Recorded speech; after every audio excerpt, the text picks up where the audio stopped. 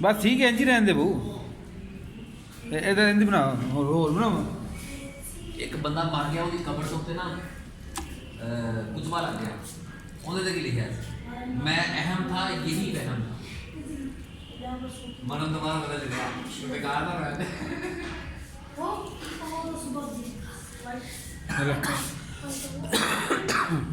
ऐसा मूवी बन रही है मूवी बनाओ सारी मूवी बनाओ खोल लगा बीच रख जाना मूवी बनाई थोड़ा दूर हो गए बनाना नेड़े नहीं बनाई थी मूवी ਦੇ ਵਿੱਚ ਫੋਕਸ ਕੀਤਾ ਓਏ ਕੋਈ ਐਂ ਸੀਨਾ ਖੋਲੋ ਹਾਂ ਬੋਨਲੈਸ ਕੱਢਣਾ ਤੇ ਸੀਨਾ ਖੋਲੋ ਵਿੱਚੋਂ यार नो आसा मैं जे मूवी बन गई ये सही बनी है फोटो वो हाल है ਇਹਦਾ ਫੋਰਮੈਟ ਕੱਢੋ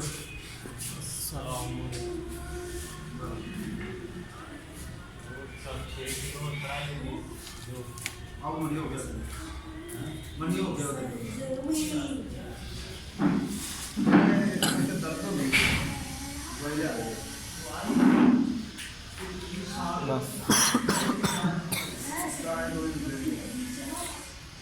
बस